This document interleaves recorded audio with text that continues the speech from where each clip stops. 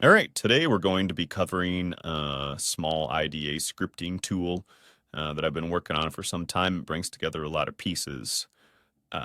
So what we have here is a malware sample, and the way that this one accesses the API, so this variable here is going to be like the API table itself. It builds this up at runtime, and so this entire function is going to be get API base. Then if you wanted to see how that was used, we'd click X. We can see there's like 453 references to it. I'll go to one of these and we can see, so the return value is going to be an EAX. It's calculating, entry 150 into that table.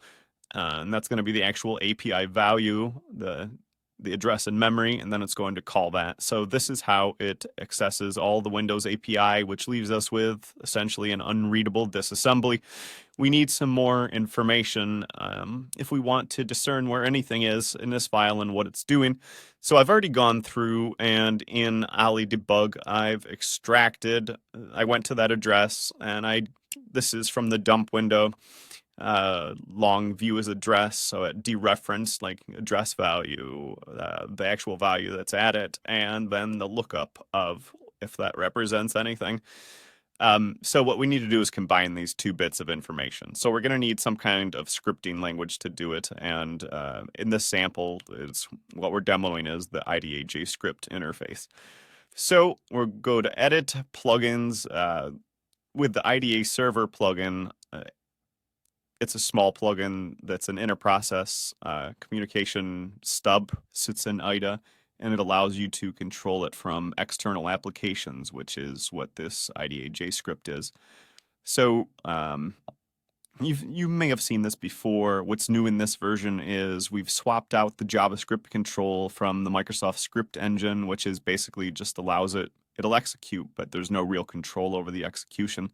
So now this uses the duct tape JavaScript engine, which is a nice small type C engine, and it supports a debug protocol. So I was able to wrap it in an OCX, and now we have like breakpoint, single step, run to cursor, all the things that you'd expect.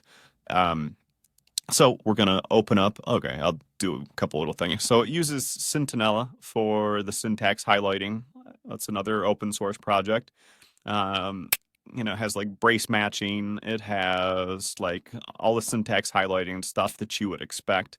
It also has support for like IntelliSense. So if you look down here, there's three main objects that we have access to in here. So we could do like IDA dot, and then we could say like, it automatically does the list for us. I'll hit tab, it auto completes it.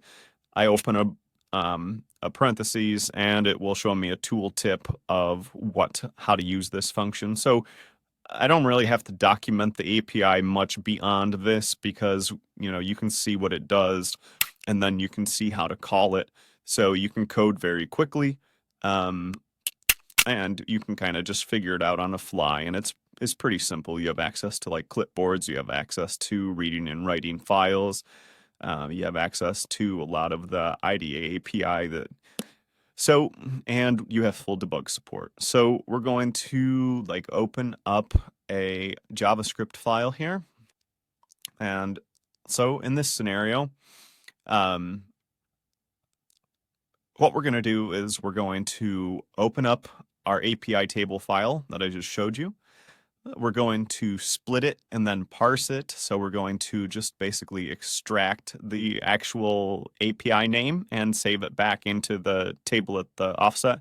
You can see some of the other features that I've added to like Centinela, like if you were to highlight, select and highlight a variable or something, it will highlight all of them and show you how many instances there were. Also, if we were to like change the case on this, like this will give us, this one's execute where it just runs, this one is to start debugging.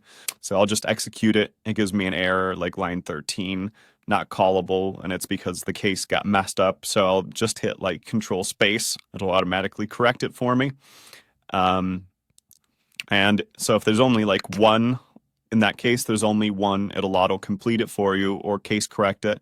Had there been more than one, that it'll show the IntelliSense list and automatically go to the ones that are the start with whatever prefix was in there. So then we're going to get all the xrefs to our get API base function. We're going to parse through those. It just returns a CSV list. We'll get to the next effective address. We'll get the disassembly from it. We'll parse the disassembly to extract the offset. And then we will add a comment to the disassembly to make our database readable. So I'll show a couple of the debugging features too here, I guess. So let's see, let's set a breakpoint here, and I'll start to run it. I could hit run again, but I'll do some stepping. So I can mouse over, I can get my variables at runtime, I can hit run, it's gonna start, I'll just select my file, we hit our breakpoint, like down here I could, so T is our like log to text box macro, and I'll just do like API table 0, just if you wanted to see what a value was there, and we can see that that one is ZW close. So you can like check out variables either. I mean, you can run functions down here, you can test stuff, you can mouse over to get variable values, breakpoints, step in, step out, all the run to cursor, all the things that you'd expect. So I'll let this run the rest of the way. And here we can see that there were 271 API entries loaded, and there were 453 get API table base references examined. Here we can see there were only 422. This script actually, it's kind of a bug, but if there wasn't any offset into the API table, it just didn't do anything. So like 30 of these were for this ZW close. So now we have a readable disassembly, and I could, like, if I wanted to see where a specific API was used, I could just hit X again. And now all of this has been filled out so we can figure out where functionality lies in this database.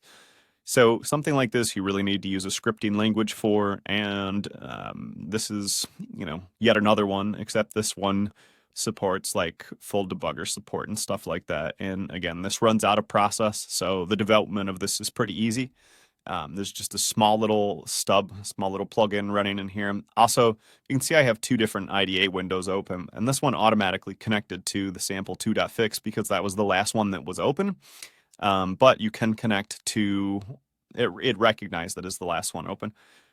You can automatically connect to whatever IDE database you want. All you have to do is come up here and go to reconnect to IDE. You would also use this if you had closed an IDE and then restarted it and it wasn't connecting anymore because, the window handle wasn't the same. So we could select and we could change databases with that, and it displays which one is down here. And let's see what else. Also, you can see that this has an icon down here. So if I were to close this, I could just double click on that if my software wasn't running, capture software. So I've registered a shell extension, and you can register the shell extension just right here, register IDE.js shell extension, and then it will automatically pop this up for you. Also, it's available under the plugins IDE jscript here. That'll pop it up too. And, when you first start up, down here we'll give you some hints about what objects exist and some of the built-in functions. These actually exist in a userlib.js in the application's home directory, so you can add on to this as you wish. So I think that covers everything I wanted to here. Small tool, handy. Wanted something like that for a long time. And I guess that's it. Okay, thanks guys, and sure.